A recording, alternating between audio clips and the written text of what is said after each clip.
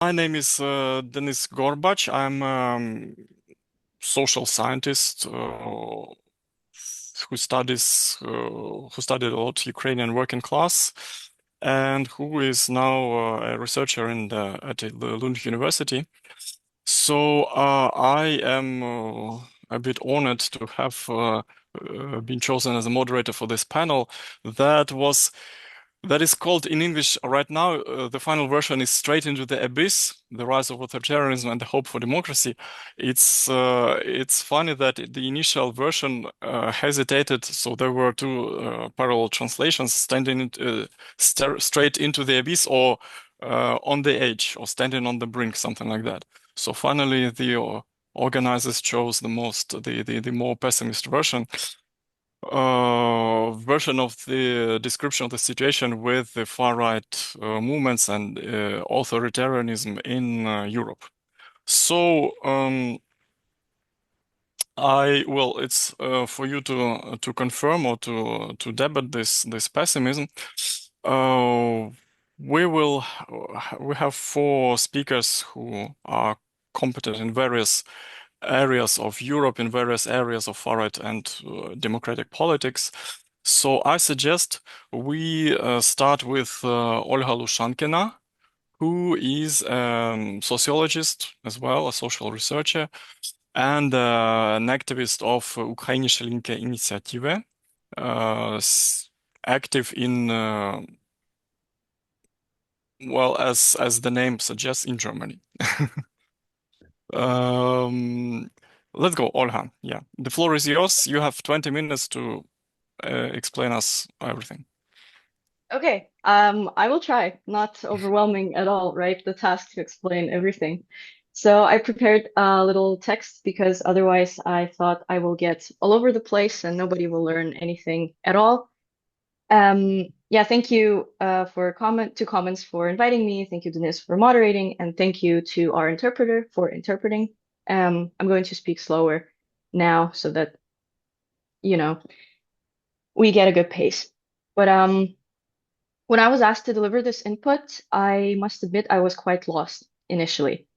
So I was tasked with not only presenting, but also representing a context that, while familiar, doesn't always feel necessarily mine.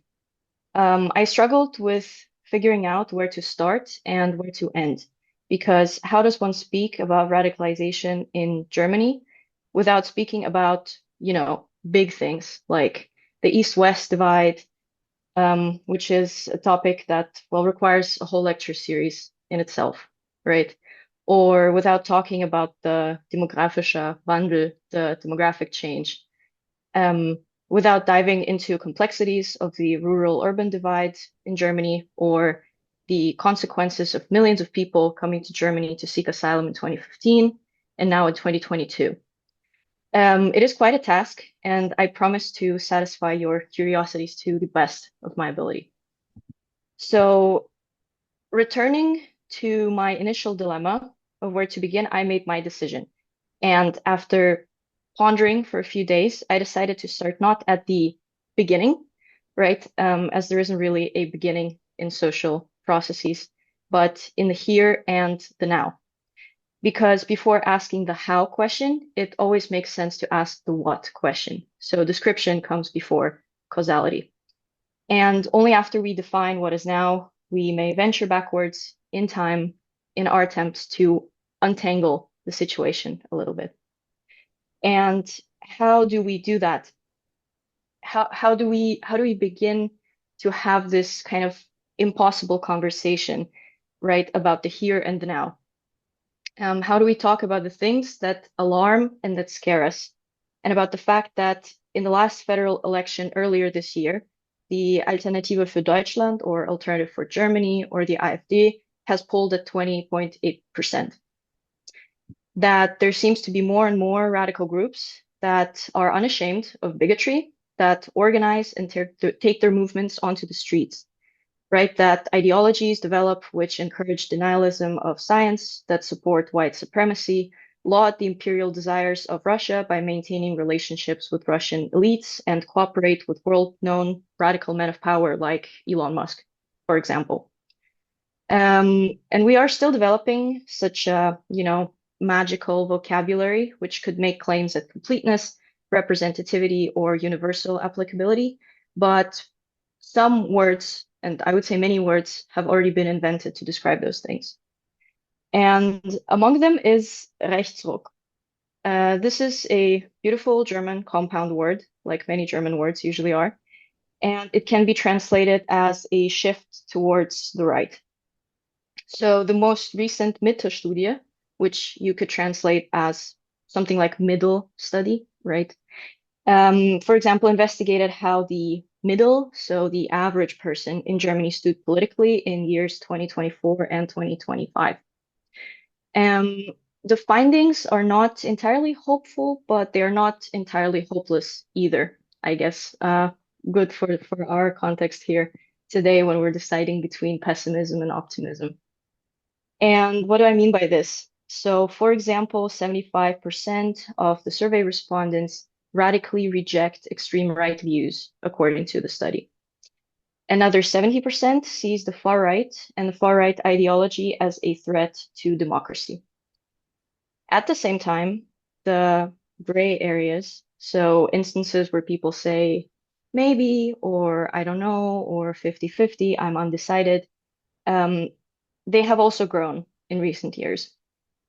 So only around 7% of the same survey participants have fully rejected all the 16 items that measured agreement with the co-right, which is very low. Um, this means that there is a certain openness towards right ideas, right? And they're flourishing, whether in the form of animosity towards the others, right? So foreigners, anti-Semitism, anti-feminism, climate change denialism, or general anti-establishment sentiments. But all of those are represented in various proportions. So people might disagree strongly on one of those items and be undecided on other ones. And these findings resonate in other places as well. In more popular sociological literature here in Germany, um, famous sociologists like Steffen Mau, Thomas Lux, and Linus Westerhäuser, in their best-selling book, Triggerpunkte, or I think in English it's called Trigger Points. I think it's also available in English, so you can look it up if you're interested in a bit more details about what is happening in Germany. But they have attempted to apply cleavage theory and define what cleavages are most prominent in German society today, among which the German far right can thrive on the popular arena in discourse. And they find four of these arenas, as they call them, that are debated heavily in current German discourse. The so-called above-below inequalities, so pretty much the classic class dimension of social struggle. Then the insider-outsider inequalities, so migrants against citizens, pretty much. Then it's the us versus them, which focuses on struggles in identity politics among citizens, and today, tomorrow inequalities, which mainly is concerned with climate change. Now, not all of those cleavages are created equal, just like it was with the items in the middle study that I talked about briefly before, and none of them are equally represented across the board. So, according to Mao, Lux, and Westhäuser, the most important cleavage out of those four would be the insider-outsider inequalities. And the results show that this is the cleavage with one of the highest degrees of prominence. Um, for someone who has been in Germany for the past 6 years, but also for people who are working on far-right contexts elsewhere, I think it's not so difficult to imagine, right, what the argumentation is in this regard, right? Usually things come up like they take our jobs, they do not wish to adapt, they are leeching on welfare.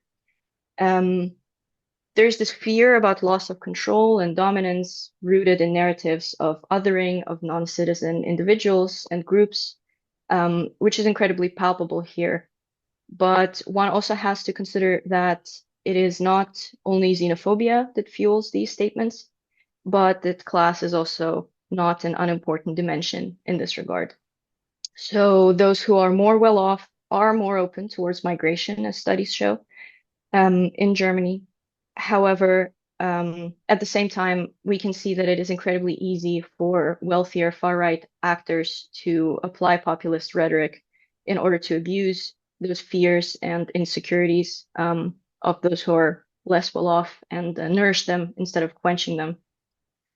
And together with this ambiguous openness towards gray areas, right, as we have seen again in the middle study, this framework about arenas, to me, at least, it's very telling and gives us an image of things not being bad quite yet, but having all which is necessary to snowball and snowball fast if there's no action.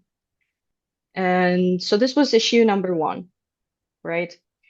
And another problem is that the far right is showing a trend of being young. Right. This is true all over the world, from Latin America to East Asia. We know from contexts, for example, as MBL, right, the Movimento Brasil Livre, or the Free Brazil movement in Brazil, that the far right is employing all kinds of various tools in order to rebrand itself as young, as hip, and as cool. In Germany, the AfD is incredibly active on TikTok and other platforms used by young people. They do not only advantageously use self-reinforcing algorithms and internet echo chambers to promote their agenda, but they also encourage the development of visual language associated with the party, among other things, through also hidden slang, the so-called dog whistles, right, and usage of signs such as emojis. Um, a study from this year by Katjana Gataman and Marina Tulin shows, however, so another optimistic note, that the direct effect of online media usage on far-right party voting cannot be confirmed just yet. It's hard to tell if the fault is in the design study. The N was pretty large, so maybe we just need to um, think of alternative ways to put this question to arrive at different results. You know, this is how sociology works, unfortunately, sometimes. But what we know is that age did not moderate this relationship. So at the end of the day, right, further studies need to be conducted in order to understand proper mechanisms of influence of digitalization on voter behavior, especially among young people. And I'm not an alarmist. I don't like spreading panic, but things, in my opinion, also don't look good in terms of artificial intelligence and its role in what is happening with regards to misinformation online. Deep fakes, bigoted AI slop, algorithms that train AI to call Adolf Hitler one of the greatest leaders ever, the ability to produce textual and visual content at record speeds. All of this contributes to the informational arms race that we see happening online. And so far, the far right seems to be ahead in the usage of those tools. In such fashion, the AfD has used AI-generated content extensively in this year's federal election campaign to give a face, albeit artificially generated face, to the threat that the migrants pose to Germany. But things don't stop at fake content either, right? It's not a secret that the far right also does not hesitate to use bots to create an illusion of high numbers of supporters online and boost algorithm performance, which we have also seen in this year's federal election campaign from the AfD. I'm pretty much halfway in, so we have talked about hopeless vocabulary, right? About the ambiguities of popular discourse, about successes of the right, and the vulnerabilities that these actors abuse to thrive in the German context. And you're probably dying to know if I have any good words for you stashed away somewhere, and I do. For example, the Brandmauer, right, which is a German word for firewall. It is a word that is familiar to everyone in Germany starting this year. And it came after January 29th, when for the first time in modern history, a majority vote has been built in modern history in Germany, right? Where a majority vote has been built by cooperation between center-right and a far-right party. The Christian Democrats, the CDU, have resorted to the support of the AfD when it came to pushing a bill on limiting migration.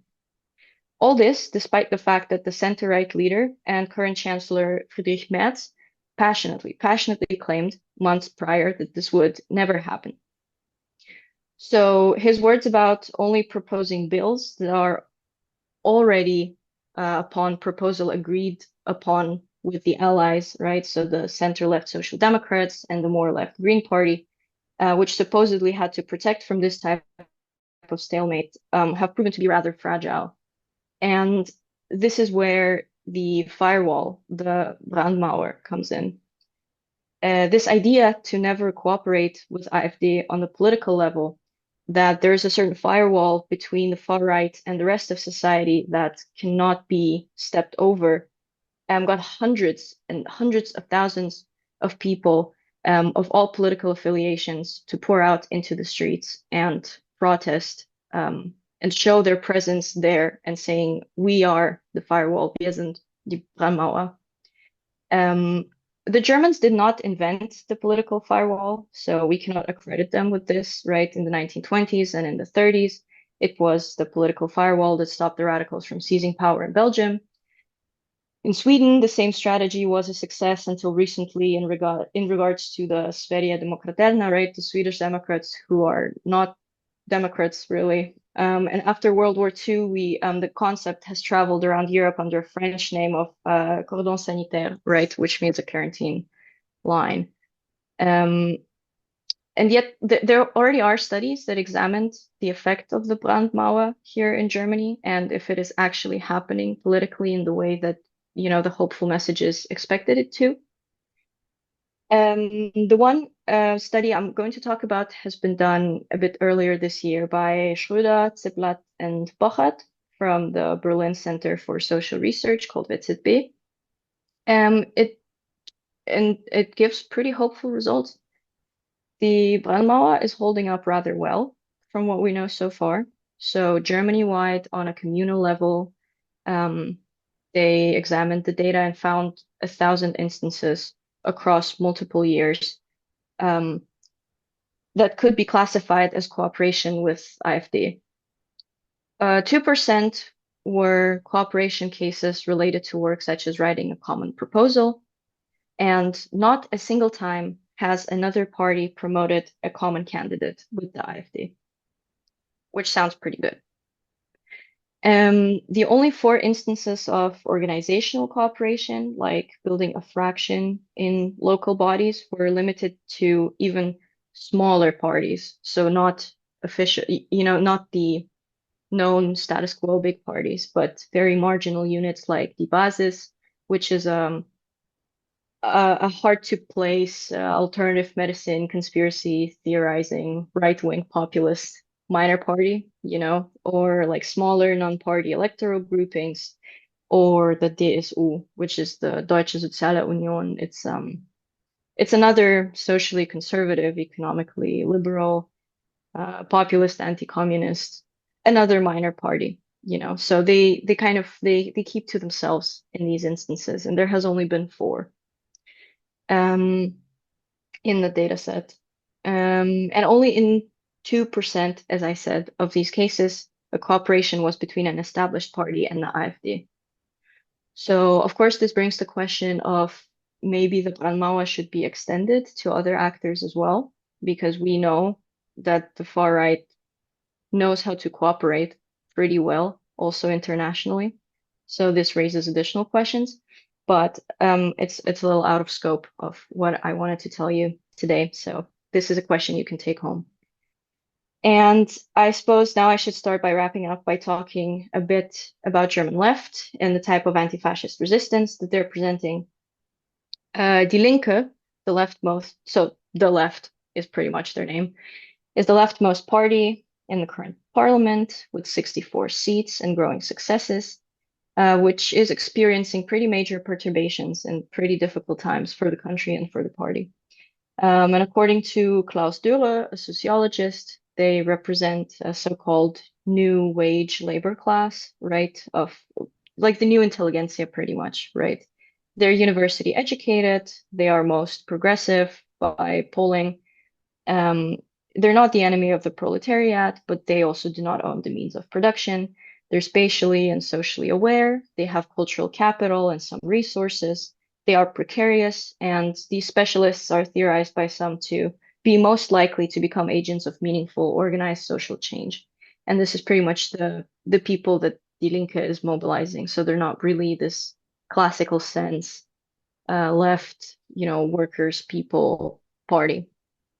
After the split between the Linke and the BSW, another topic in itself, but the party is enjoying some upward momentum right now, with its new rising star, Heidi Reichsnack. It's not clear whether it is enough for this impulse to be long-lasting, and many questions stay open as of now. So, will Reichsnack win young voters with her own booming online presence? Um, will the party manage to rebuild itself in and rebuild the structures, the old party structures that will encourage participation of young voters, of progressive youths who are disillusioned with party politics? Will the party understand also that pacifism is not the best solution to a range of problems that they encounter in their struggle against both imperialist and capitalist foes? I'm afraid that I'm not a crystal ball oracle. I don't have answers to these questions, but this is what we got, and this is what we work with in the common goal of combating the right and the far right. Especially on the topic of militarization and arms delivery to Ukraine, there's more to be desired from Die Linke, and the inner workings of the party show that the new clear direction is still being chewed on. So we kind of need to wait until it's spat out for everyone to see what's going to happen at the end. And in the meantime, as Ukrainian left here in Germany, we have our work cut for us and we're doing our thing. So rest assured. And with final words, I would like to say that I know I'm leaving you with more questions than answers. We discussed many things. I know it was a lot, but I hope those who will log off this call after this conference is over will have some sort of capital H hope for the future and a clearer image of what is happening in a country that by now has been reunified for almost as long as it has been divided, and with some brand new words that can arm you in our progressive struggle that really unites us all here, right? So stay strong, stay curious, and good luck, and thank you. Excellent ending. Thank you. Okay, thanks a lot, Olha. And without further ado, I give floor to Ilya Matveyev, who is a political scientist currently living in Belgrade, and and academically attached to the PS Lab, Public Sociology Laboratory, that is famous for its studies of the Russian working class, or Russian ordinary people, so to say. Okay, let's hear what Ilya has to say. Yeah. Thank you so much. Thank you. And I'm really happy to be talking at this conference. May I show the presentation? Um, well, Yes. I normally, think yes. Go ahead. Yeah. I think I do, sorry. So it worked. Uh, so in many ways, I think I will continue Olga's line of reasoning, and I will just focus on one particular issue, the issue of class, which I think is central to far-right politics. And this is a political science presentation with a bit of charts, a bit of empirical data. And I will start with this. The rise of the far right was actually very easy to predict. It was kind of mathematically inevitable to some extent, because historically we had two large party families in the West, center left and center right. So, conservative parties and social democratic parties. And historically, low income, low educated voters, they voted for social democrats, And higher income voters and also voters with higher levels of education, they voted for center-right parties. But then in this seminal paper by a team of scientists, which includes Thomas Piketty, the paper claims that the center-right focused on high-income voters, better off people, and the center-left focused on higher educated voters, so urban professionals, basically. And that leaves a group of people who have low incomes and low education, so who did not attend college, who do not have higher education, right? So a group of people without political representation.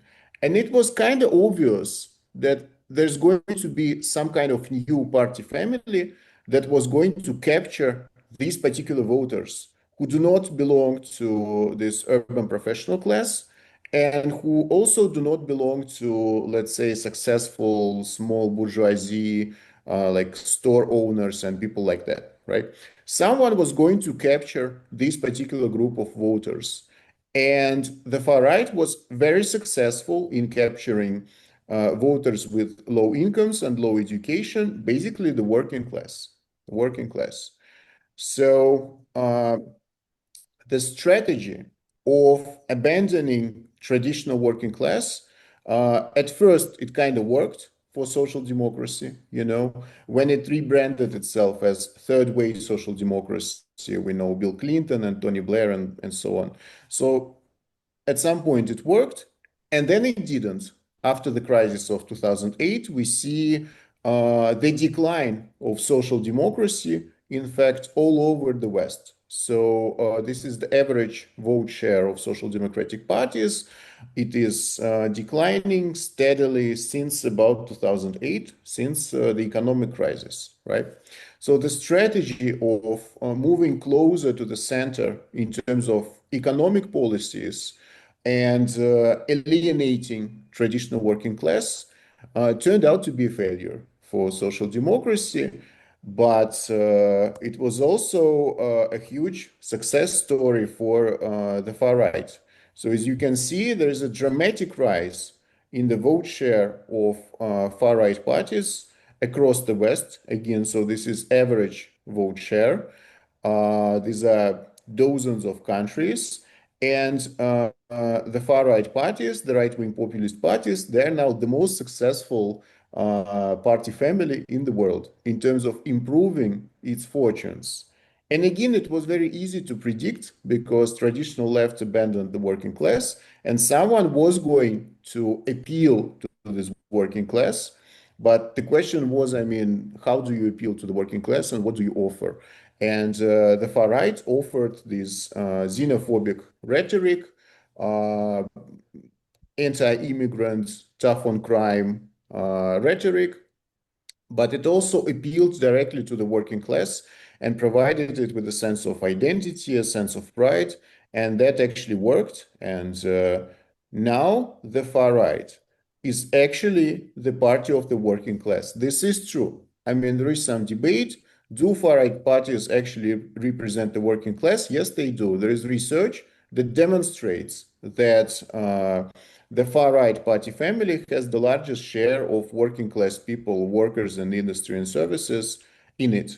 So it's kind of ironic because in the 90s, there was this idea that the working class itself is a thing of the past, it's no longer relevant. So mainstream parties do not need to even cater to the working class because it's a disappearing group of people. And not only did the working class not disappear, but it is now a thoroughly right-wing kind of group of people. Obviously not 100%, but to a very significant extent, this is now a right-wing voter bloc. So you can see here that center-left parties, they represent social and cultural professionals, clerks and technical specialists, so higher educated people, but also some part of the working class. Center-right, they represent small business owners. They also represent so kind of corporate elites. And the far right represents the working class, overwhelmingly represents the working class. This is research based on multiple countries, based on, well, studies of the voter base of different parties. So the same in the United States. In fact, this was the 2024 election was the first election ever when the working class was finally won by the Republicans, was won by Donald Trump. You can see that Republican vote share in lower income categories is higher than the Democratic vote share. And Kamala Harris actually won with better off voters, with voters who earn $100,000 or more per year. So people who are better off, they are now more Democratic than Republican. And the working class is actually increasingly Republican. So it's a bit more complex in the American case because there are only two parties. So both of them, they rely on kind of cross-class coalitions, but still the white working class is to a large extent now captured by Trumpism. And this is just a fact. So the next question, how did the Social Democrats actually react to this situation? Because it is pretty obvious that they're losing the working class voters, and this prevents them from winning elections. This is a losing strategy. It's not like Social Democrats do not recognize that they lose their voter base to the far right. So what do they do in this situation? And the most typical strategy is so-called accommodation. So let's try to be as tough on immigration, tough on crime as the far right. So you can see, for instance, this various headlines from newspapers and media. So Keir Starmer in Britain promised the largest deportations in history of Britain. Danish Prime Minister now says that they want to accept zero asylum seekers, also a social democrat. So how far has Denmark fallen if the Social Democratic Party refuses to accept any asylum seekers at all? So we are way stricter on immigration and on crime than we were before. Magdalena Andersson, the leader of the Swedish Social Democrats. I mean, what kind of social democracy is this? But this is the social democracy in 2025. Finally, Scholz in Germany, irregular migration figures must be reduced.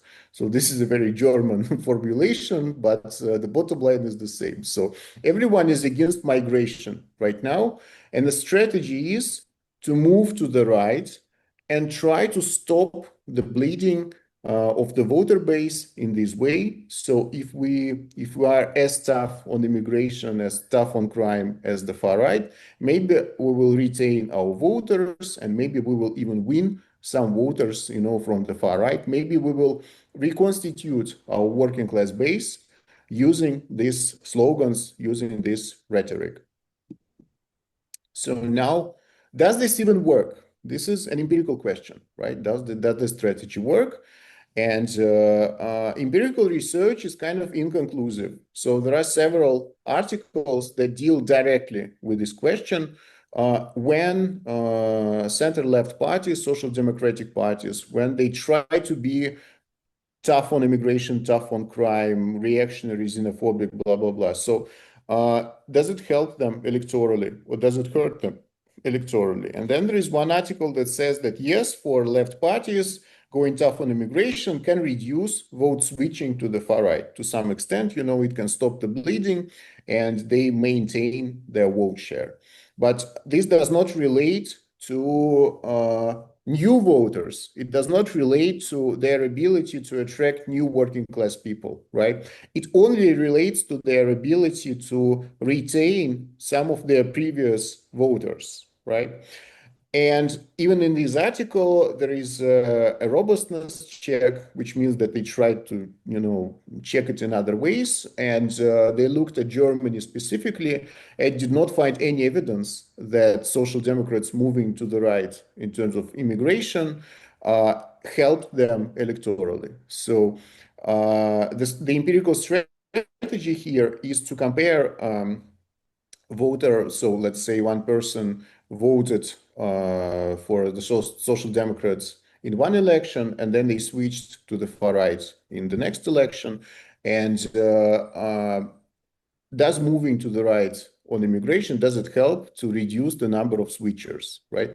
So like in this article, they say apparently it does. But then there's another article which presents an opposite conclusion, that moving to the right on immigration, not only does it not reduce vote switching, it actually benefits the far right. So when mainstream parties and social democratic parties, when they try to outdo the far right parties in terms of, xenophobia, anti-migration rhetoric, and so on, this actually helps the far right parties, and the reason is pretty simple. So this increases the salience of this issue in the public debate. So if everyone is talking about and being tough on migration, then people place a higher priority on this particular issue. And so more people, start to think that this is the central issue of the day.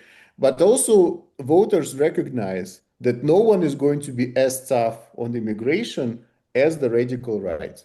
It's just what they're known for. They're known for being tough on immigration. And so when social democrats try to also be tough on immigration, voters choose the far right. Instead, as Le Pen said, they prefer the original to the copy, which actually makes a lot of sense. They will still vote for the far right because they understand that for like left-wing parties, it's just accommodation, it's just a kind of adjustment strategy.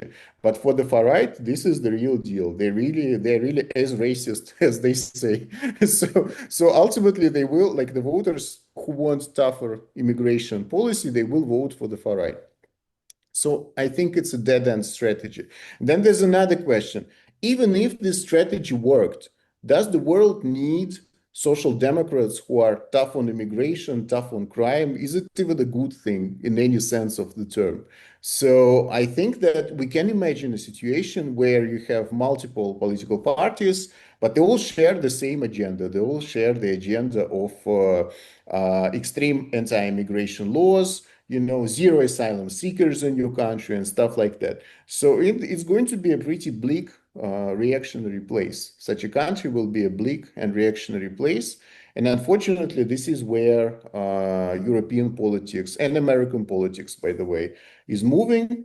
It's moving in this direction of everyone sharing this xenophobic agenda, and things that were out of bounds in the past, they're now completely acceptable. And in fact, even the notion of brandmauer or cordon sanitaire in France, they lose their meaning, because if all political parties are the same in terms of hating migrants, then what use is there to prevent the rise of the far right if every party is basically extremely right wing on certain issues, right?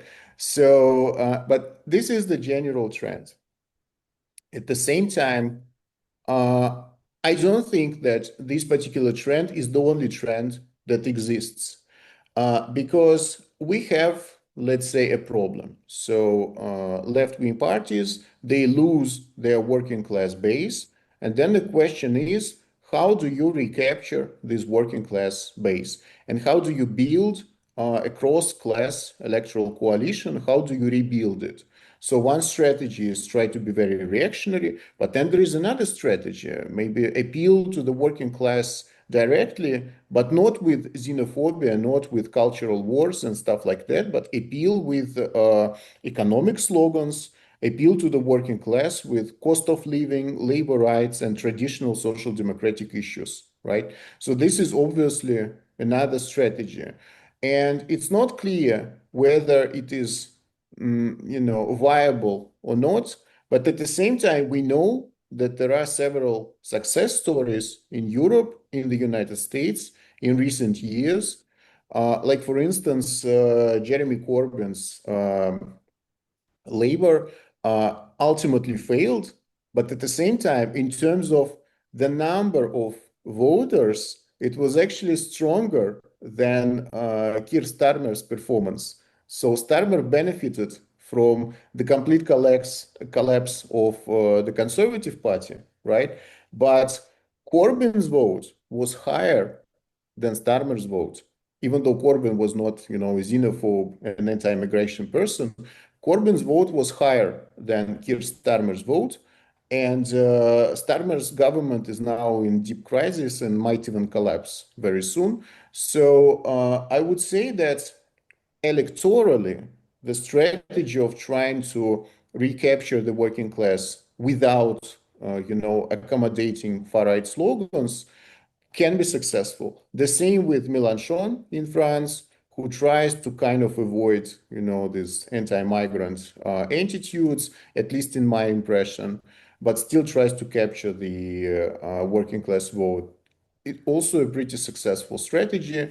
And finally, the success of Die Linke, Olga mentioned it already, is also kind of based on appealing directly to the workers, but not giving an inch to this xenophobic anti-migrant rhetoric. So all these cases, they show that what is important is not just direct appeal to the workers, but also grassroots campaigning. So if the left, social democracy, wants to rebuild its working class base, the left needs to go to the working class and actually organize. So that's the only option. Organizing, working directly with your electoral base, with your voters, persuading them, involving them in various campaigns.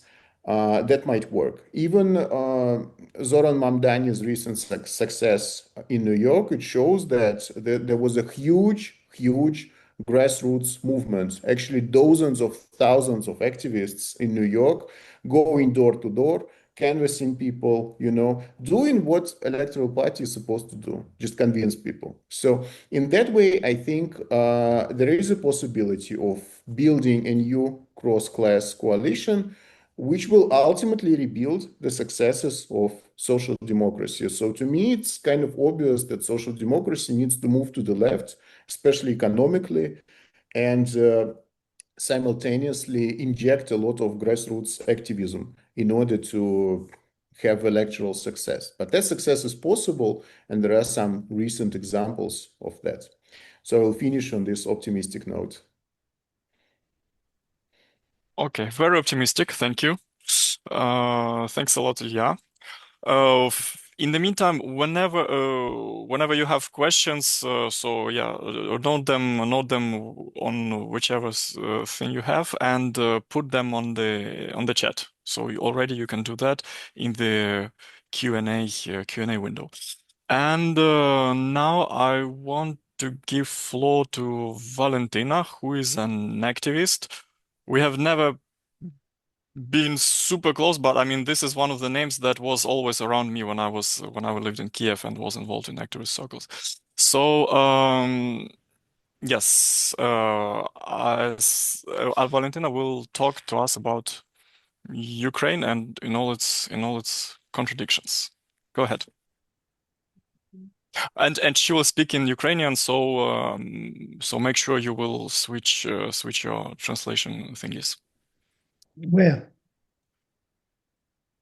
Below in the panel. Привіт, я спробую просто коротко описати ситуацію з правим ультраправим Hello, рухом I will в try Україні. to describe Мені the right-wing movement in здається, Ukraine, саме цього опису буде and достатньо для I того, believe that щоб this description will be just enough for you to understand чим є праві в what Україні is і the right movement in Ukraine, наскільки and правий рух в in Україні what way є частиною right and ultra-right вже in Ukraine розповіданого міфу are про те, part of що already a права ідеологія є decade-long myth визначальною that ідеологією, домінуючою right-wing ідеологією в Україні. ideology is a dominating ideology in Ukraine. В контексті In the західного context правого of руху, Western коли ми говоримо right-wing про turn, правих ультраправих акторів when we speak в about right Україні, and ми маємо одну дуже ultra-right actors in Ukraine, характерну we have a very characteristic feature. Це також дуже характерна відмінність It is від also того, що something відбувається на Заході. that differs them from what's going on in the Праві West. і ультраправі The діячі в right Росії and ultra-right in Ukraine місцем для своєї репрезентації мають лише have вуличну політику, only street присутність на politics, фронті в presence бойових in діях, the front line, вплив на presence in соціум hostilities, impact через on the вплив на social, окремі on the свої society through аудиторії, тобто це як impact результат on their присутності audience, окремих правих ультраправих акторів. through І media presence українців of немає right зовсім доступу actors. до великої This is політики, the оскільки presence через in Ukrainian військовий medium. стан They do not have access в to Україні big не politics because due to the відбуваються martial law, вибори до there are no державного elections місцевого held in значення. Ukraine, either local, І national. визначальною загалом для діяльності правих є, власне, їх An присутність important на фронті, theme участь у бойових діях, for the якоюсь right мірою is their це presence in the пастка front line силових and their ідеологій, participation in the де hostilities. It is kind of a trap for the right, in де fact, дискурси сили і where боротьби the визначають, discourse of наскільки power and праві є struggle відповідні identifies to what extent відповідні the тим right позиціям, які вони декларують. actually follow those І positions that дуже важливим уточненням they actually є те, що declare. всі військові Another формування thing that we need to в clarify Україні that є all легалізованими в kinds of структурах сил military оборони. units in Ukraine are І ми не legalized можемо, in і its ми не можемо, і official оскільки ми не military, маємо правої and бригади чи ультраправого we do not батальйону, have ми не any можемо right-wing визначати, battalion or brigade. визначати ідеологічну We can спрямованість того іншого identify підрозділу the лише ideology of a через particular визначення unit only through ідеології identification кістяку of цього ideology підрозділу. of the І core, найчастіше це its members. командування і те, Usually we speak about its commanders, of course, or those close to the commanders. може виражати Of свою course, commanders свою may ідеологію, speak наприклад, about через their ideology рекрутинг до підрозділу, тобто through ми приймаємо на себе recruiting. людей з такими поглядами, For які example, тримають we чітку accept погляд, only people with чи, a наприклад, certain через worldview, or через through визначення напрямку, identification де буде of відбуватись direction психологічна of psychological, психологічно-патріотична підготовка в psychological and підрозділі, patriotic яка по факту training in the unit, which in fact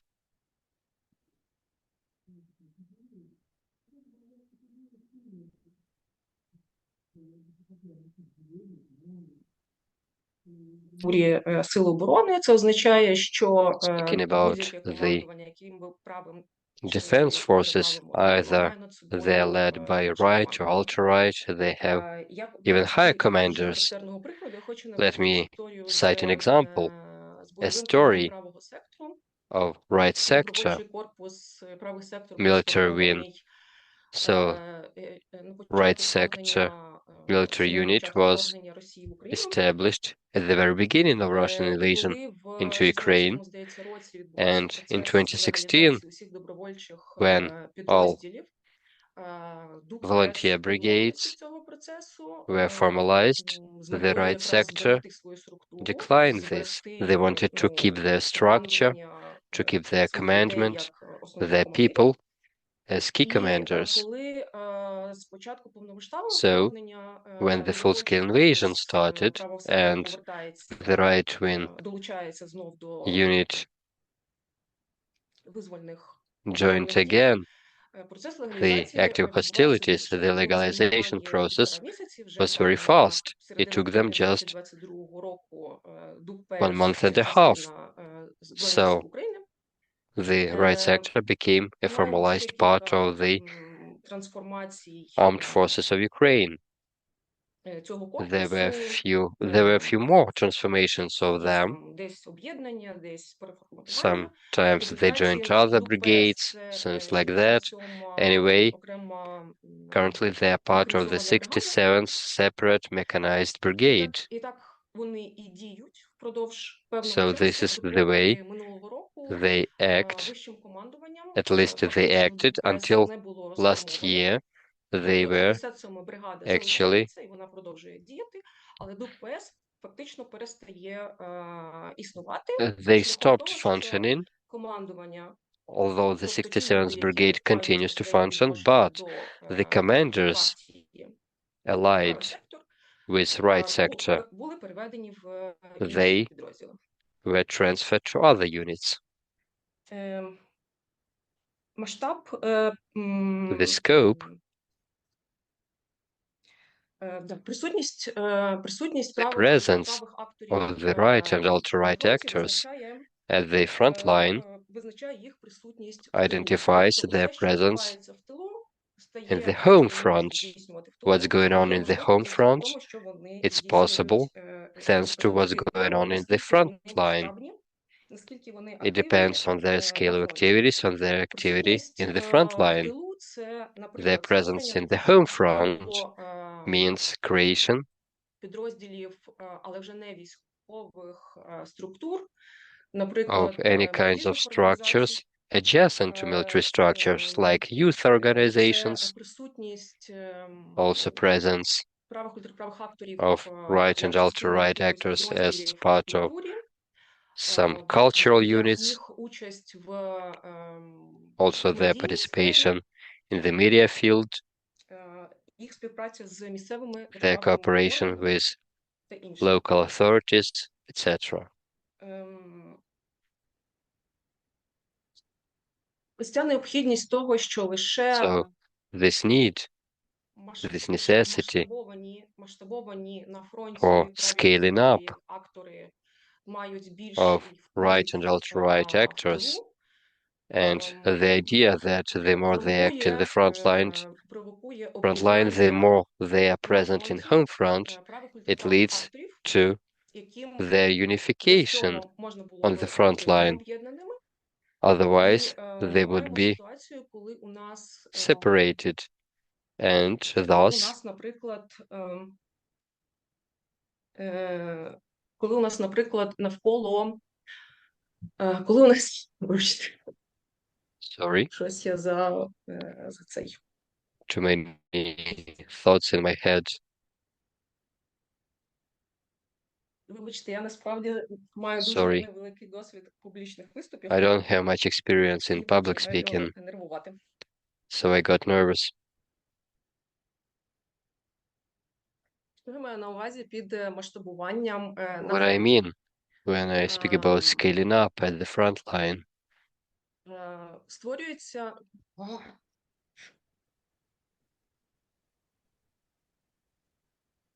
Так, дайте мені хвилинку видихнути. I need a minute. Okay, okay.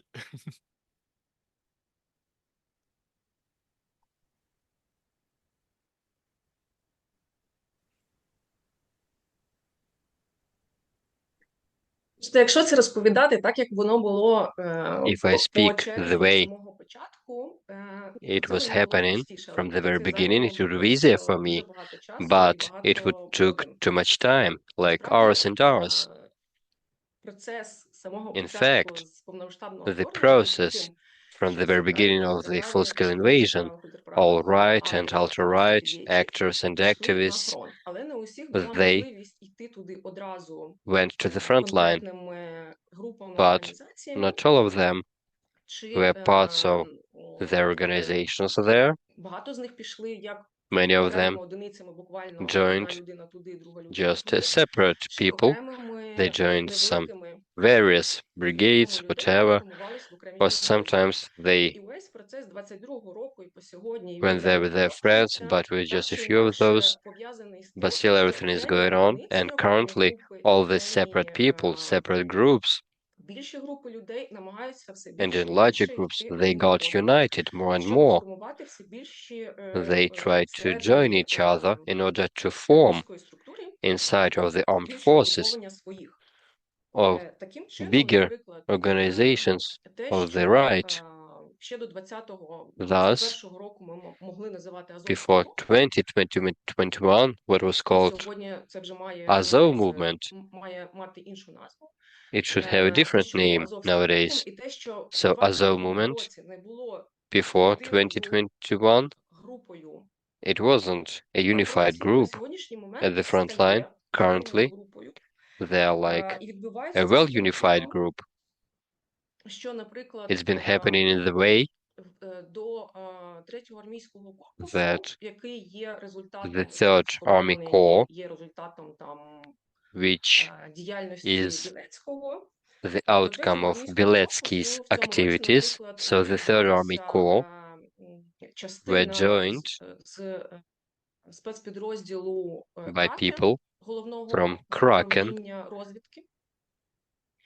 Хоча це технічно практично неможливо в Україні, тому що це Main Intelligence залежить Directorate від unit. частини It's підрозділу technically з impossible, in урядової fact, структури, because it's like just з imagine one головного unit управління leaves розвідки до Збройних сил the України і intelligence Збройних and сил moves to України. the armed Подібні forces. переведення Such transfers здійснюються, ну, скажімо так, з are held рішення виключно вищого командування. through Це, в decision of the принципі, highest майже command. неможливо.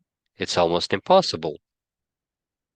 І подібні процеси, Such processes і це відбувається не лише там з частиною підрозділу, do not happen просто окремі одиниці with людей, parts of але подібні процеси свідчать про те, що units ми only, маємо на but with фронті separate people as well. Such processes mean третій корпус на сьогодні, that наприклад, як військову currently одиницю, at the що складається front все line більше і більше і we більше have з the Third Army представників Corps, правого an army ультраправого unit руху. that is Так, made ми out дійсно of є багато людей, які, right-wing people more and more. наприклад, не розділяють However, ліберальних поглядів, there are still або many other погляди people that do настільки not share радикальні. these views or their views are not that radical. Як результат, As a третій result, корпус the Third Army Corps армійська структура as an має army найбільшу structure видимість is тилу mostly visible і здійснює в in тилу the home front, and найбільшу активність. the activities in the home Відбувається front це через, are quite big. через такі структури, наприклад, як молодіжна громадська організація «Центурія», They за do допомогою this якої through вони Centuria формують youth organization, наступне покоління which they use to form the людей, next generation які потім будуть приходити в of people у третій корпус, тобто буквально join заміняти the Third Army Corps to військових, які вибувають replace тих чи інших those причин, military і that формують cannot serve ідеологічно anymore, наступне покоління and they form ideologically the next хто generation розділяє of those who праві share праві погляди. the right and ultra-right views. Також корпус найбільш представлений в культурі. Тут ми говоримо вже Also, про the те, Third Army що Corps не лише is про те, що present in the воно culture.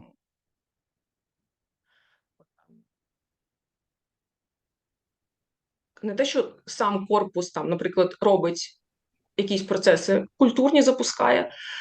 Doesn't Про only них mean там that they знято start вже some 2 чи 3 cultural фільми, projects, вони взаємодіють so з there are різними actually органами, 2 or 3 films державними made about them. інституціями They в interact with культурі, state такими, які institutions dealing with culture. інвестують, These інвестують institutions в створення invest мистецького in продукту. creation of all kinds of cultural products.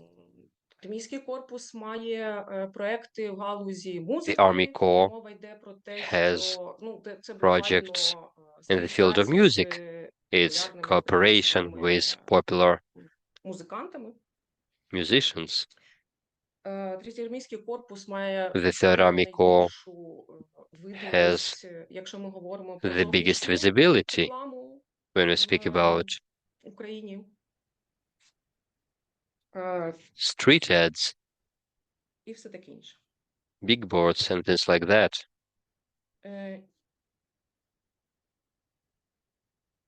І коли ми говоримо, коли ми speak говоримо про наративи, about narratives які праві ультраправі that right and ultra-right в межах своєї advance тилової діяльності. within their home front activities, То тут відбувається теж дуже цікава річ. there's an interesting thing going on. Чим більш The ви more масштабні і присутні на фронті, тим більш ви видимі в тилу. they І are ви маєте більшу visible in the front line, the more they're visible in the home front, the more media presence you have, the more можете більше меседжів закладати, You can Але issue all kinds of messages, меседжі, які but залишаться, your чим більше messages у вас медійність, тим більше ваші наративи будуть and narratives пом'якшеними. І needs to be відбувається певний smoothened процес лібералізації правої if you are правової риторики. very media present. So this leads to liberalization of the right rhetoric. Більш маргінальними It is then criticized by the які marginalized right wing менші масштаби і меншу that have less scale and less visibility. І наративи, основні наративи правих і ультраправих акторів, які визначали, наприклад, In narratives основні of об'єкти right and ненависті alt-right до повномасштабного actors that вторгнення, після identified повномасштабного вторгнення дуже сильно змінились. their Основним activities там before the full-scale invasion, so they залишається changed their narratives a lot.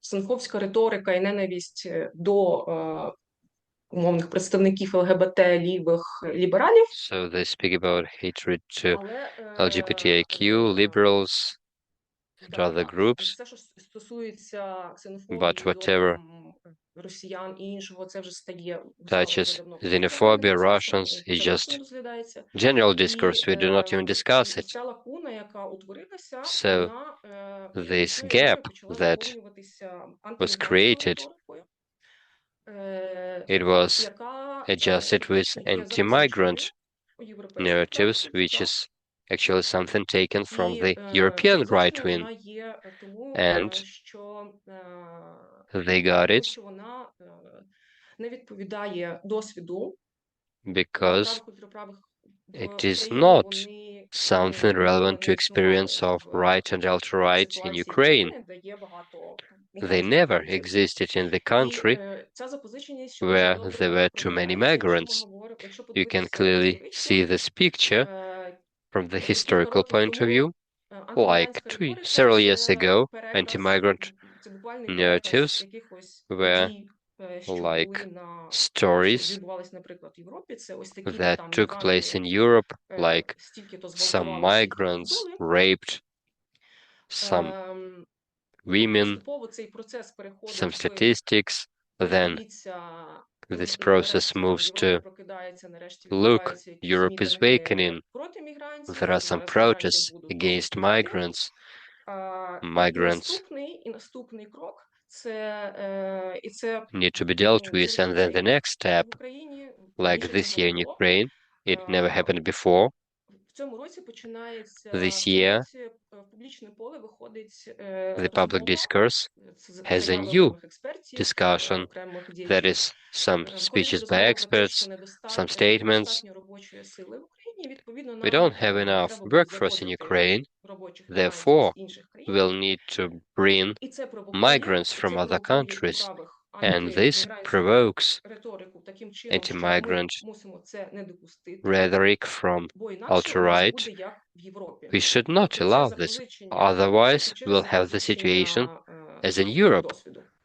So this is why they take this І найцікавіше rhetoric тут, from Europe. ну, They для мене take особисто, European яким experience. чином відбувається So what's interesting here for me, сенсовий сув, in what way оскільки they have this антиміграційна sense риторика shift. запозичена Anti-migrant у rhetoric правих європейських, is taken from the European right,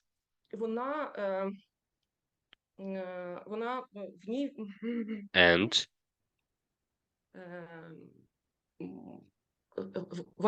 вона запозичує українські Takes, праві ультраправі запозичують I mean антимігрантську Ukrainian right and західну alt-right, риторику. they take European anti-migrant Вони rhetoric, бачать ось цей момент, but still що they fail to українські see біженці an в important Європі moment, це так само like частина цієї Ukrainian migrants in антимігрантської Europe риторики.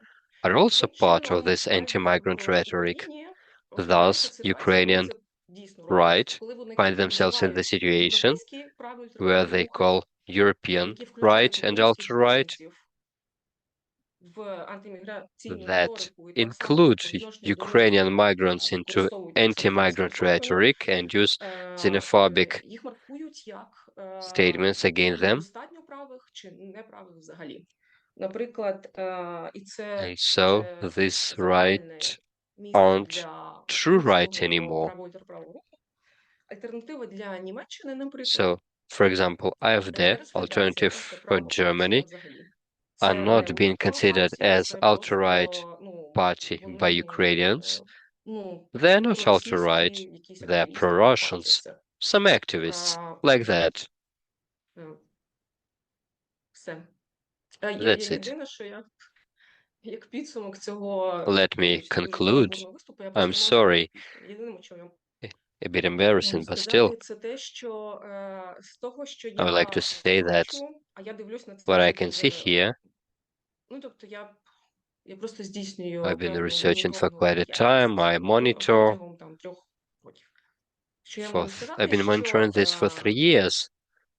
війна, тобто фронт, бойові дії, це те, The war, що the front line, the та hostilities умова, яка are the за умови, від conditions, якої залежить кількість are the правих і terms лівих. Вона on буквально which вирішує, the quantity of здійснює right and приріст. ultra-right depends. А наративно, This actually increases their numbers. наративно і сенсово правий, ультраправий рух From в the Україні narrative and ось на sense point of сьогоднішній view, момент дуже залежить the від right movement західного in світу, Ukraine depends a lot тому що це on the West world. з одного боку і спроба себе On вбудувати the one в якусь hand, більш they attempt to загальну лінію, introduce them і into the main line заповнення ось цих лакун and там, to де вони, там, де їм нема про що говорити. Тому що find something to fill in це, the мені gaps. здається, ще починається там з початку проголошення And I незалежності think України. this process has started Немає у правих from the ультраправих, year of declaration of особливо Ukraine's на той час independence, ще вже у when партійних правих, we не had було no особливого alt-right, but змістовного наповнення. they had no content, in fact, Вони не говорили to там ні про disseminate. соціальні проблеми, They ні never про spoke робочу about класу. Це social ніколи не problems, було working в class. фокусі It правої wasn't фракції. their focus. Там 90-х, початку 2000-х In це the буквально 1990s, питання мови, української ідентичності 2000s, they і spoke about the Ukrainian історії, language, identity, history. переосмислення історії як They частини wanted to наративу правих. reconsider the history На under сьогоднішній the момент, right narrative. на сьогоднішній момент, крім But currently, війни, але вона для всіх вже відома, outside of і the крім war topic, ненависті до which is ЛГБТ, actually the лібералів, same for теж everybody, нічого but немає. also hatred for LGBT liberals and people like that, they don't have anything else. Отлично. Okay, so yes, thank you for this, and thank you to everyone for maintaining the time almost perfectly. Great. Okay, now the final speaker is Anna Lipetz, who is a deputy, who used to be a deputy in the city that was next to the place that I lived in. So I didn't vote for you because I had moved. I moved later. I didn't even suspect that you were there. So yeah, so he is an academic and a former or still an activist of leftist and environmentalist movement in France. So, and I imagine you will be speaking mostly about France. Or maybe about Europe. But yeah, go ahead. Yes, thank you very much. I was also deputy in the European Parliament during 10 years. And at present, and effectively, I'm member of city council of Villejuif near. So, well, first and foremost, I would like to thank this Ukrainian review to invite me. I am an activist in defending the support of EU to Ukraine. And when I try to identify the coalition, the international coalition against Ukraine, that is Russia, China, Korea, Iran, etc., I used to use a conceptualization by two economists of my former Center of Economical Research, Pierre Henin and Ahmed Insel. Ahmed Insel is Turkish, so he includes Turkey in his studies. They call that NACA, National Capitalism Authoritarian. this coalition is clearly this ideology or this model is clearly the winning today at the world level. So we can identify right line populism in Western Europe as just a concretization of this line, which is dominant at the world level with China, India, United States, Philippines, Indonesia, Iran, Turkey, etc. If you take the number of people in the world who are ruled by this model, they are the huge majority. And the value represented by today a part of Western Europe and Australia, maybe Southern Korea, and New Zealand are extremely minoritary. So we have to understand how did it happen when some form of social democratic capitalism was dominant 20 years ago or 30 years ago. I didn't mention Trump, of course, which is the leader of this coalition today. I use the word coalition, it is not the exact term, because as they are nationalists, they cannot form a coalition precisely. There are wars between India and Pakistan, etc., etc. So, to understand why they won at present, I don't say they are waiting for the future, why they won during the 80s to from 80s to today, they were a reaction against what was the dominant model at the world level between precisely 1980 to today. That is, the consensus of Washington, the IMF, in the OECD, in the World Bank, which was a kind of very liberal, economically liberal model of capitalism. It's a reaction against that. Exactly when Karl Polanyi explained the Second World War, the formation of the camps before the Second World War, he said it was a reaction to the ideology of self-regulating capitalism, the market, the self-regulation power of the market, and it was represented by three forces: fascism, Stalinism, and social democracy. And in the Second World War, the alliance between Stalinism and social democracy defeated fascism.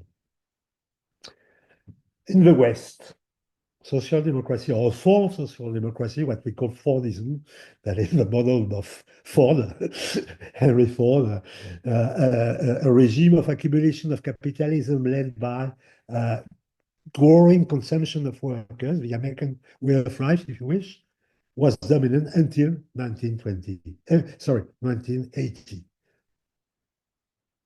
When there was a shift to a new liberal, economically liberal model of development, what we call liberal productivist, of course, the working class was crushed by this new model.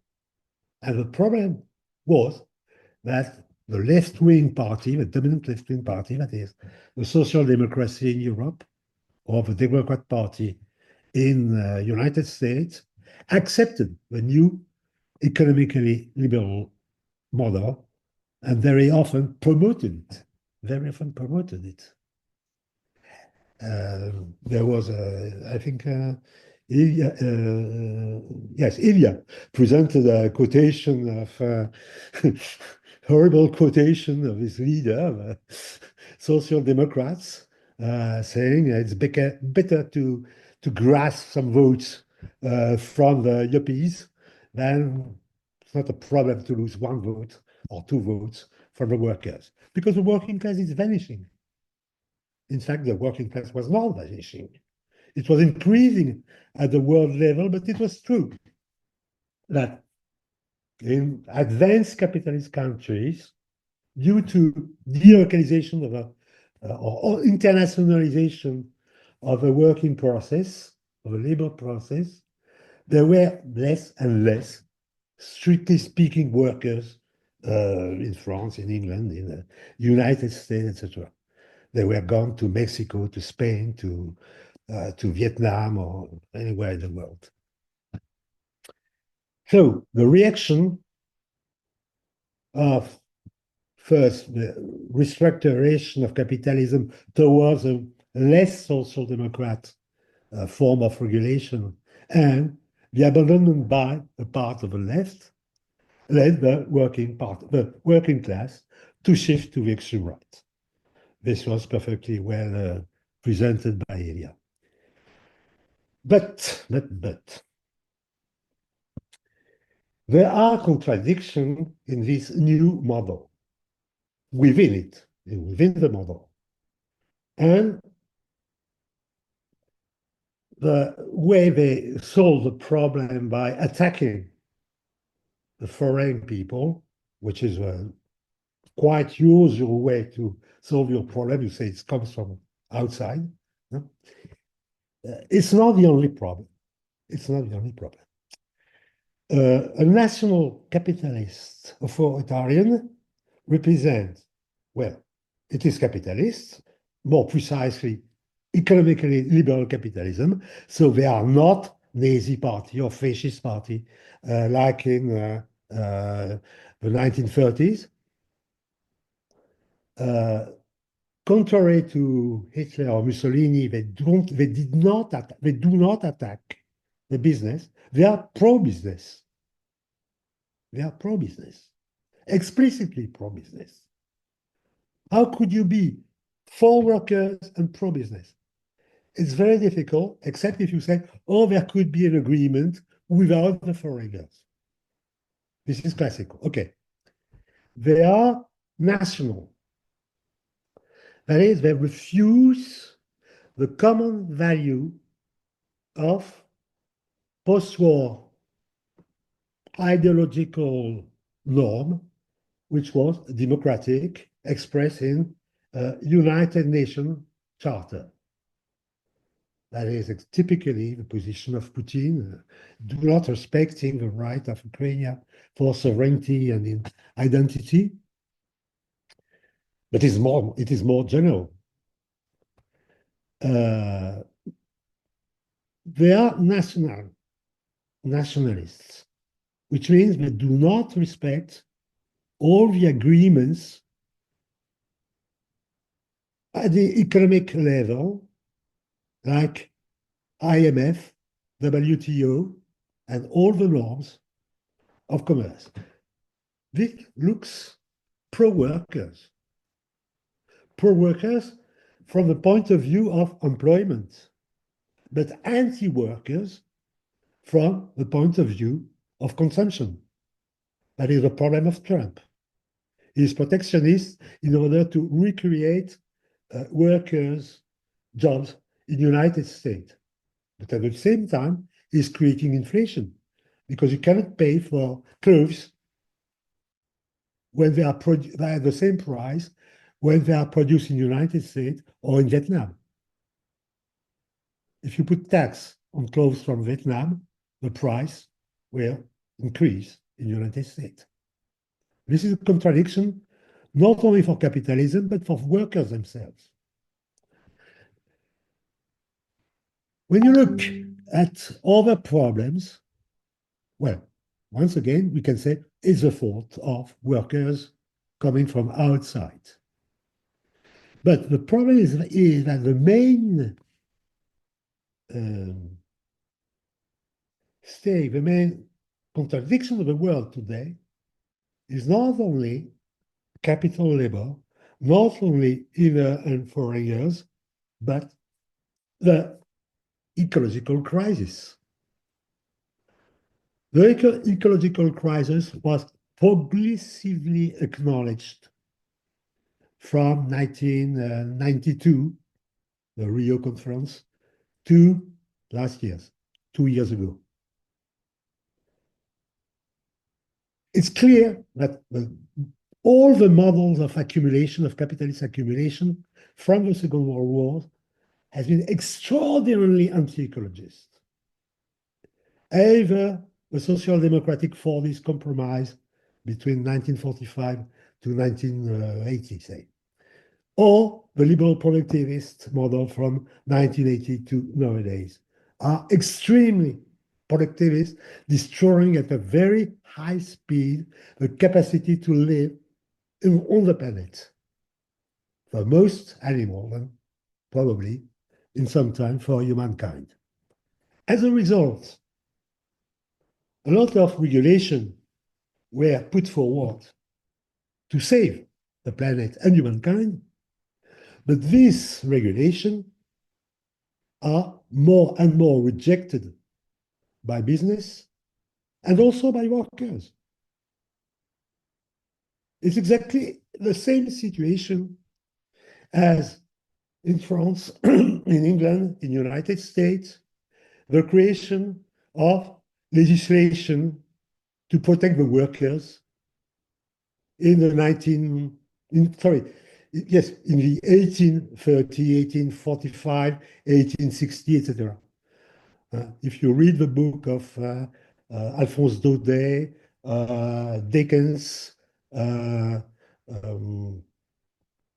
Jack London, there is always the same story, you know. There is a law protecting the children in the mines, in the factories, but when an inspector of labor regulation arrives in the factories, there's a kind of cooperation between adults and the bosses to hide the children from the control by the inspector. Why? Because the family needs the money earned by the children. So only to take a reference, in 1843, the work of children less than 6 years old was forbidden in the mine of France.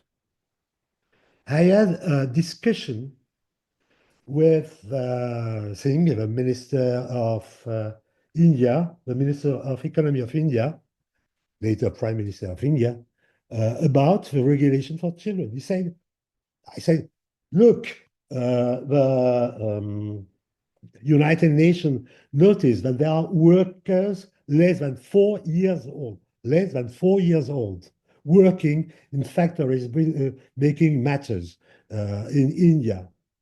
And he told me, we have not the capacity yet to avoid the work of children. At the same time, India was selling artificial satellites. They solved the problem of the bug of the year 2000. It was already a very advanced country. And it is exactly the same thing for climate change. Each time there is an advance of ecology trying to save a planet, trying to forbid, for instance, the circulation by diesel-fueled cars, which are killing 3 times more babies around the great motor axis than, say, 200 meters further. These babies are working class babies because you do not build building beside a motorway except for workers. So a kind of motor which is specifically killing babies of working class, we try to prohibit it, and the working class protested. They said these cars are less expensive. We don't want electric cars. So you see, this is a second contradiction like migration. But there is a third one. which is fueling the conquest of the working class by the extreme right. The man-woman contradiction, which is the oldest of all contradictions according to Engels. I witnessed the second wave and the third wave of feminism. The first wave was in the 1920s, the second one in the 60s, 70s, and there is a new one, the Me Too wave. The Me Too wave is extremely focused on consent, of women. There was a vote last week in the French Parliament about introducing consent as the central definition of a rape. It's funny that it was not. Funny. It's curious that it was not. Before, rape was defined by violence, surprise, etc. Today, we just introduce the idea that there is a rape when there is no consent. It's very simple, obvious, etc.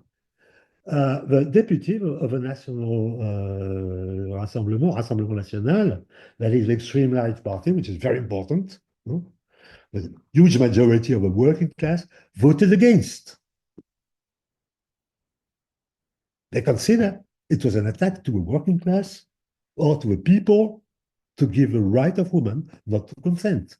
And there is a great shift when you spoke, Ilya, about the fact that they try to conquest young people. They don't conquest young people. They conquest young boys.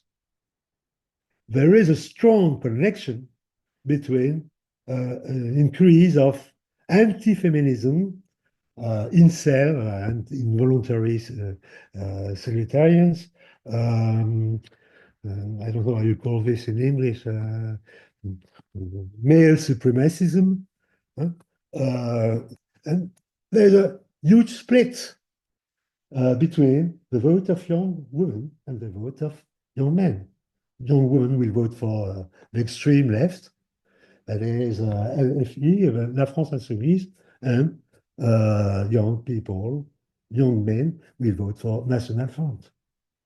And I think we should not focus exclusively on the question of migration to understand the growth of far left, far right within Western Europe. There is a reaction against economic liberalism, of course, the model which was dominant from 1980. There is its translation into a contradiction, national foreigner. There is a translation into immediate interest of workers versus ecology. There is third, perverse translation as interest of men versus interest of women. And all of that makes the bloc in the Gramsci meaning, which is fueling the victories of Trump, Putin, of AFD, of Front National, etc. As you may notice, the anti-feminist is strongly connected with religion in many countries. Not only in Putin, Orthodox, okay, not only in Putin, Orthodox shift, but also more or less in France, the growth of reactionary Catholicism, in India, of course. In China, there is Confucianism, Confucius, etc., etc. So I think we have a lot of problem with extreme right, which would be defeated only if we first attack the root, that is economic liberalism, but defend not only migrants, but women and ecology. Thank you. Thank you. Great. Okay. Thank you, all four of you. I have a number of questions. We have two questions in the Q&A window, which we can already start responding. And everyone else, feel free to add yours once you have something interesting to ask. So I see the first question from Denis Pilash to Ilya. Shall I read it, or did you have the time to read it, Ilya? So most of the far-right parties pretending to speak for ordinary people actually pursue pro-business and anti-labor economic policies. For example, the True Finns doing extreme austerity. They are discredited according to the polls, but this strategy, this pattern has only worked so far in Nordic countries. How does the far-right manage to hold on to presenting itself as the defenders of the common man despite their ultra-capitalist stance, and how to counter their demagogy? Right. Hi, Denise. Nice to see you. It's a great question, and I was interested in this myself. So I've recently published a few papers about like European American far right, and what we see is that first of all, it's not that easy for those far right parties to present themselves as defenders of the working class. Uh, and they kind of have these impulses that move them into a more social populist direction, let's say. So we can look at Alternative for Deutschland, for instance. This party began as a neoliberal party. So the founders of AfD actually were ordoliberals, which is the German variant of neoliberalism. They were extremely pro-market, pro-competition against the welfare state, and so on. But what happened next was that it was obvious that the electoral base of AfD is working class. This is just a fact. And so the leaders of AfD, they recognized this and they moved towards a more kind of social populist, welfare chauvinist version of their policy. And like such impulses are very natural to far-right parties, even in the United States. If we look at Trump, so on the one hand, he does reduce taxes for the rich while appealing to the working class, which is an obvious contradiction. So how is this even possible? But at the same time, even Trump recently said, you know what, maybe taxing the rich is not such a bad idea. Maybe we do need to tax the rich. But then all the other Republicans in Congress, they said, no, this is where we draw the line. And so there was like a strong Republican opposition, and this idea failed. So it's one of the very few ideas of Trump that actually failed because of the from Republicans, like taxing the rich. No, that's going too far. So yeah, I think there is an impulse to appeal to the working class base in terms of social policies, some version of a social policy. But at the same time, I think that this ability of the far right to be those xenophobic, anti-migration, like racist, xenophobic, like demagogues.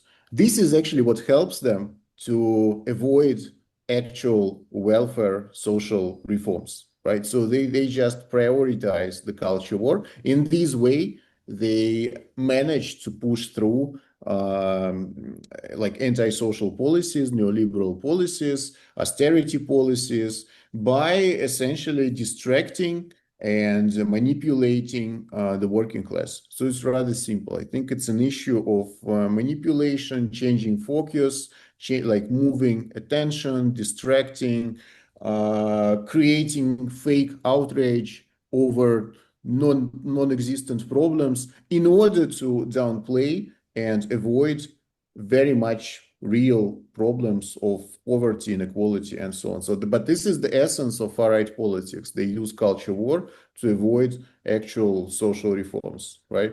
But they're not always successful. It's true. So Denise points correctly that a lot of those parties, they don't have much government experience because yes, the poll numbers are rising, but it's not like a lot of those parties are in government, especially in Western Europe. So it's a relatively new phenomenon.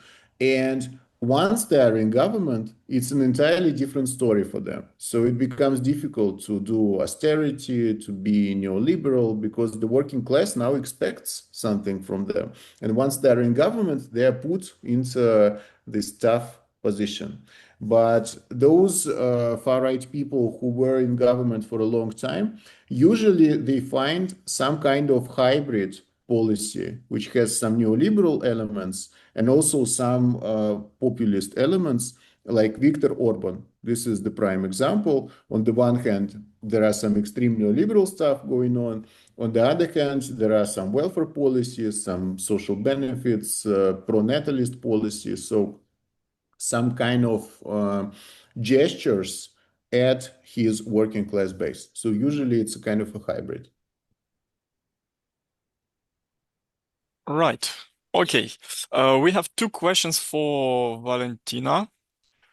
Чи не присутня українських ультраправих риторика, направлена в тому числі проти Do the українців і Ukrainians українок за кордоном? right wing First question, have any rhetoric against don't Ukrainian and the Ukraine far right also have the rhetorics against Ukrainians abroad? And the second question, одразу друге питання, для чого третя штурмова створює культ Білецького? why Why do does the the third Army Corps now create the cult of Білецький, of Andrei Білецький? Перше питання присутня. So the first question, Там yes, it is вимога present. поділу на більш There is ліберальний some conditional погляд, division into rather liberal правий погляд, outlook, відповідно більш масовий. Це, звісно, rather чоловіки за mass appealing біженців, outlook, це ухилянти і все таке. like Жінки men плюс-мінус among нейтрально, migrants крім are those that того avoid варіанту, draft. якщо вони Women, раптом approach мають women is неофіційні neutral, відносини з except невідомими. when І they have так, some це що relations with стосується українок, non-whites. які Speaking мають about хоч якісь відносини Ukrainian з women невідомими, that це have правда, any relations with є такий дуже non-whites, принижуючий it's вислів, це in fact оксанки a їх treason. називають і все They are таке. called І Oksanka. маргінальний, він дуже маргінальний, And це a якраз marginal approach, групи, окремі люди, яких when we можна speak about separate groups of people описати як that can be called неонацистські as neo-Nazi. окремі особи чи окремі організації. These are separate У них people, навпаки organizations.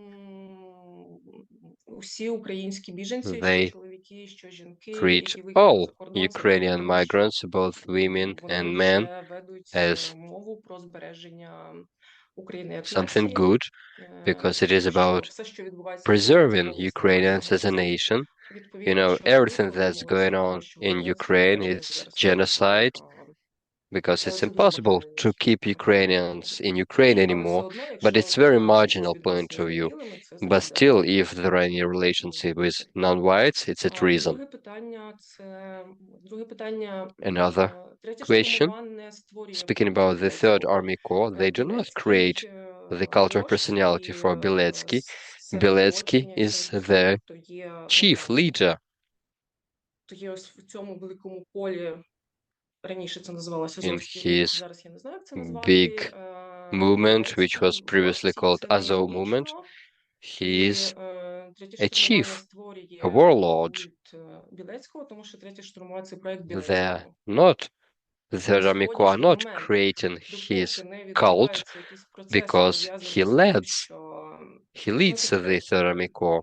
як He created the Third Army зона в Corps ЗСУ, в as структурі long as ЗСУ, they're legalized part of the зараз і Білецький як командир, Ukrainian тобто armed людина, яка forces. військовозобов'язана, Beletsky is мобілізована, the знаходиться, commander. He is mobilized підпорядковується ієрархічно and вищому командуванню, he has his own можуть бути commanders over штурмовані в him. будь-який момент. the Third Але Army поки Corps цього не відбувається, can be dismantled at any масштаб moment, просто дорівнює між Третій корпус і Білецький. but currently Ну, there is і все. the Це Third Army швидше Corps не, means да, тут Білецький. швидше питання не того, що It's третя not a штурмова question that створює the культ. Third Army Він Corps існує makes a cult of Білецький, but частиною Білецький діяльності cult Білецького. Це не is зараз part вона of his почалася, вона activities. почалася ще It did not appear yesterday. з 2005 року поступово, власне, коли His cult has been establishing створює, since 2005, in не fact. створює Патріот України, He і починає creates and свою таку recreates дуже Patriot of радикальну Ukraine organization, діяльність. and Звісно, that's поступово when he стає все launches більш his радикальним, alt-right activities щоб that давати все більш масову becomes more and more liberal to appeal to masses. Щодо цього, поки нема інших питань, у мене No more other було теж questions at the питання moment, but still I have a Третьої question штурмової, на тому regarding що the в Third складі Army полку, Corps. здається, Азов. У It 22-му was a році, коли regiment, Azov зараз regiment, am I right? капітал політичний їхній Currently, the political серед capital широких мас населення among підписаний на тому, що big вони расисти або masses щось, is а based not on функції them being геройські захисники racist, там Маріуполя, but зокрема. on them being heroes, Я просто пам'ятаю, protectors, як those who коли fought була оборона defenders of Маріуполя, Mariupol. When there was siege of мені Mariupol, здається, що це українська влада, I яка think the найбільше до цього Ukrainian доклалась до authorities створення цієї репутації, в той actually час як worked hard to вони create this були image, далеко не єдині, while далеко не більшістю, they там were були not звичайні the only десантники та інші regiment нацисти, that звичайні protected військові, Mariupol. які так There само were all були kinds of military на тій Азовсталі. defending Mariupol and Але defending Azovstal plant. український уряд чомусь вирішив за необхідне But the піарити Ukrainian government на українську аудиторію, на зарубіжну, саме Азов, що made big просто PR of перемагав Azov, за кордоном, а в Україні просто which закріпили таку. Тобто я не знаю, якщо в тебе є actually якісь turned ідеї, чому Azov так відбулося, чи into навіть kind of a нащо це було legend. Зеленському робити. Why did it happen like that? Why Zelensky did it? You have any Зараз ideas? говоримо саме про We are speaking about зараз це теж перший полк. Ми говоримо після Маріуполя, це this 12 бригада after. НГУ. When you speak about Mariupol, it Тоді is the це полк Азов, 12th я вам Brigade сказати. of Так. the National Я не Guard of знаю, Ukraine, Azov Regiment. I don't know. ну, тобто, там було багато, There were lots of, скажімо так, коли, let's на say мій it in погляд, this коли way. I mean, почалося повномасштабне вторгнення, when особливо the все, що full-scale відбувалося invasion в Маріуполі, started, це було everything that was частиною going on in загального Mariupol, героїчного, it was part of героїзованого heroic or heroized якогось процесу, типу, як про це говорити. process. І In what way відповідно should we Азов на speak той about момент, it? він не був просто сам по Azov собі, як was Азов, not як щось, just a separate entity що можна позначити як that can be mapped нацистське чи неонацистське. as Азов Nazi ще, or neo-Nazi. мені здається, Azov, в масовому якомусь уявленні дуже багато in був general пов'язаний, в принципі, зі спротивом understanding, was just Російській part Федерації як такий, of тому що він там ще в 14-15 році ось так з'являється і of здійснює певні actions against Russian Federation. They started the activities back in 2015 or 16. ну це не мій погляд, але насправді це It's just my є point of view. Білецький But починає відходити від Азову, чи його відходять від Азову. Там є Белецкий якісь мені не зовсім зрозумілі які процеси. has been Але leaving вже Azov for починаючи з quite a time, in fact, but років, after можливо, це, 2020, цей процес, в цей час, до речі, зникає боцман десь, that time, перестає бути в ближчому оточенні Білецького. Botsman В цей is час no longer Білецький the вже, closest він вже ally не of являється Beletsky, навіть but де-факто Beletsky командувачем Азова, isn't і de він facto полку. Azov І він commander далі anymore, відходить від commander цього. of Azov regiment. На тому He's повномасштабному been leaving вторгненні, it коли for some time. створюється, At the тому beginning що of вже the там був full-scale територіальний захист invasion, Азов, там було окремо ТРО, there was a господи, Дніпро, territorial Азов, defense unit, Харків, Азов, Azov Kyiv, здається. Azov Kharkiv, Azov Dnipro. Це не був Азов, як It was полк, not який стояв в Маріуполі. that very Це Azov були regiment from ветерани Mariupol. Азову, Those were це були some Azov люди, veterans. партійці Нацкорпусу, це Those були were колишні party member of нацгвардійці, the в тому National це була Corps, Центурія, і все also таке. Centuria І members. цього багато. People like that. Це вже в 22-му році, ці In всі повторні, 2022, вони all містили these newly ідеологію Азову, це вже created не був Азов, який з Маріуполя. structures that included Azov Я не name, знаю, they чи were це not similar має, to Azov in Mariupol. чи це якось пов'язано з тим, що Азов I в don't Маріуполі know починає if героїзуватися, і Azov саме під Mariupol ним, наче під брендом, об'єднується, в have been принципі, turning into сам факт оборони heroes, Маріуполя. whether Але it Білецького was them фактично там вже немає. who were part of Не було. the І тому image in після, Mariupol, but після there того, was no як Beletsky in Денис Mariupol, Прокопенко і so там after частина Denis членів замів були Prokopenko and some of his deputies з Турції повернуті в Україну, і починається were returned from знов Turkey to Ukraine, створення Азову вже and як Azov was 12-ї relaunched бригади as the 12th НГУ. Brigade of the National Guard of Ukraine. Це виключно, і це Then, впродовж наступних там 2 років абсолютно стає within зрозуміло. the next Це 2 years, виключно we understood військове формування, that виключно it військові was підрозділи. purely military Вони unit. не здійснювали, ніхто з них не висловлювався They ніяк, типу, у правій риториці, у never праві. spoke Вони about майже ніякого anything відношення не alt-right. мають до They had no connections тилової діяльності, у них to немає any осередків home front activities. молодіжних, які They працювали don't би have з any молоддю і youth формували би її в units, ідеології правій did not form ультраправій. youth Вони ideology, виключно alt-right ideology. зосереджені на військовій справі They focus і on на міжнародній military адвокації, action пов'язаній з and international advocacy полоненими connected to the азовцями з Azov Азовсталі, які досі prisoners, знаходяться в полоні в РФ. those who were taken І у них, до prisoners речі, я не in знаю, Azovstal наскільки plant and це taken to the Russian вийшло за Federation. межі України, And I don't але know to what в extent they were цьому able був, to наприклад, вже дуже такий, launch their як для activities мене, abroad, доволі but this year, I think видимий конфлікт, they were quite і visible. скандал They had між a kind of a 3-ю conflict ОШБ і between Азовом, the який 3rd Army Corps шляхували and раніше. Azov, and we couldn't see it in public. Ah, Okay. Okay, we have 9 minutes, and I suggest that we have three questions more. So whoever has time, so very quickly. First, the question that comes to me from elsewhere, and I transmit it here to everyone, to all 4 of you. In your respective countries, do the far right in the parliaments have links to the far right forces that practice political violence in the streets? What is the dynamic between the fascist right in the street and the political, the parliamentary right wing? Then I see that the question again for Valentina.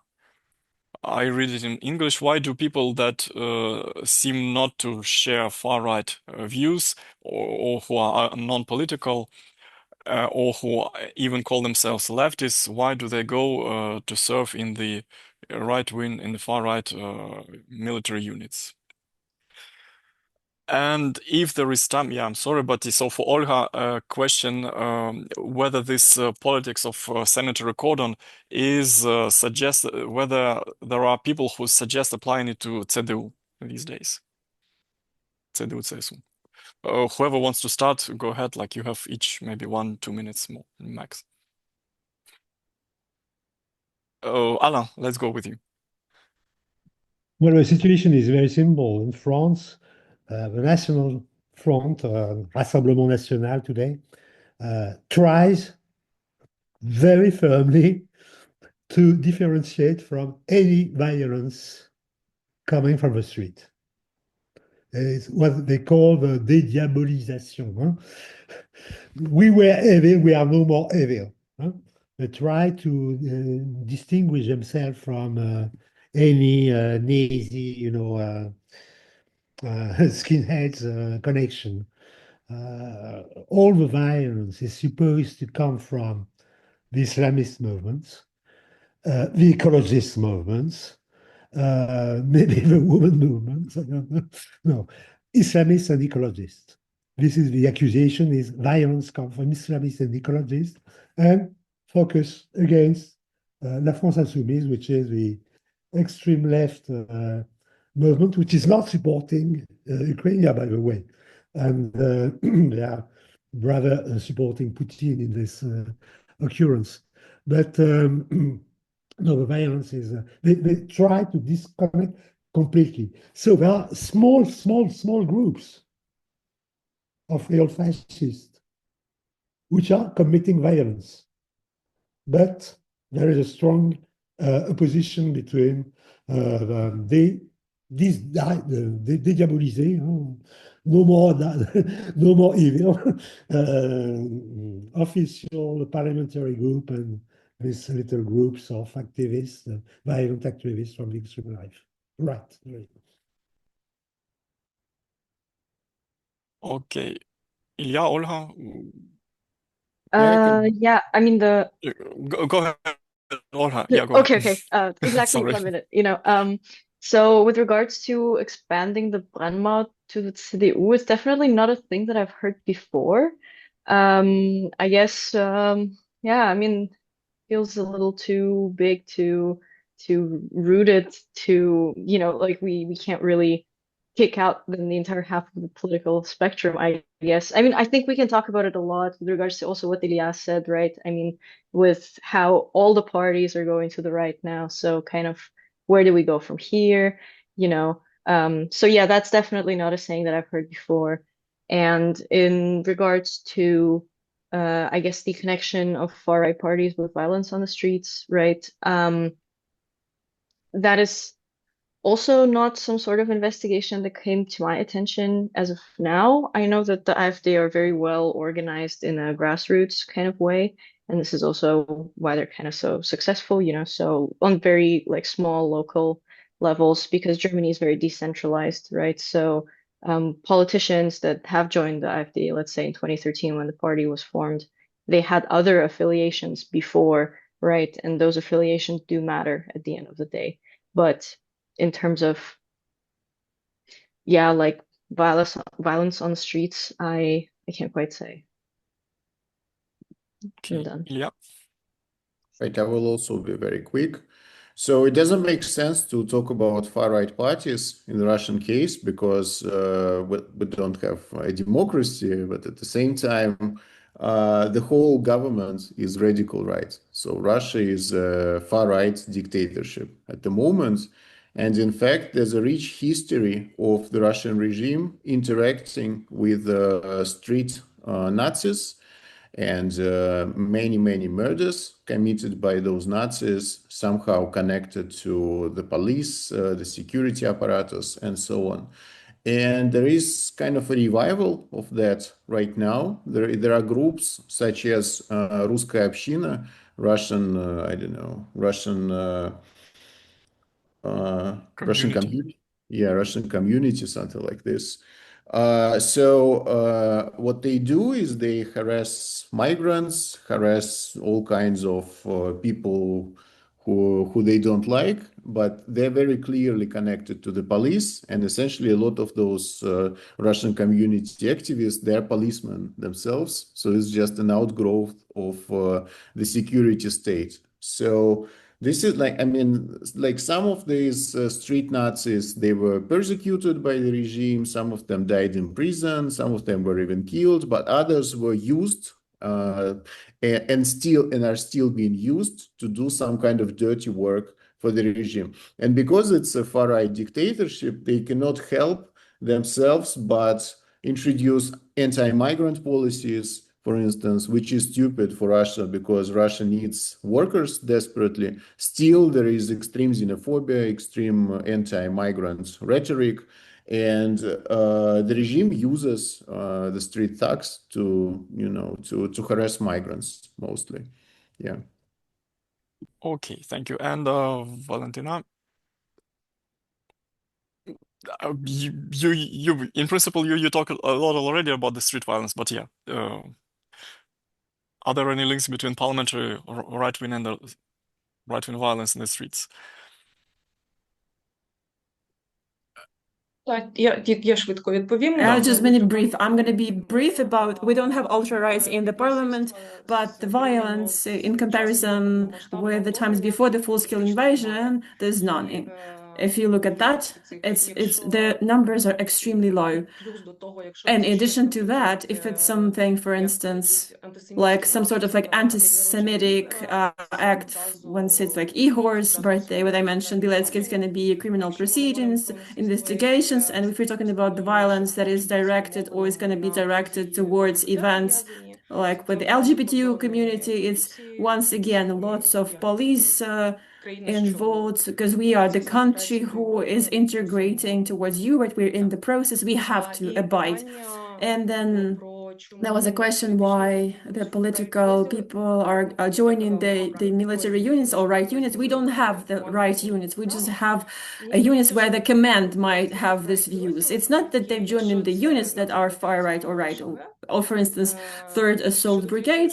As to the 3rd Assault Brigade, there's just a state opinion or some kind of then they won't kind of like bring you right away to the front line to it's not like ideology level, it's that there's the preservation of their life. It's the most efficient unit that there is a chance that you will survive, and that's the biggest chance that they utilize you where you should be have been utilized. Thank you to everyone. We are unfortunately out of time. I hope it was useful to the listeners and to the panelists.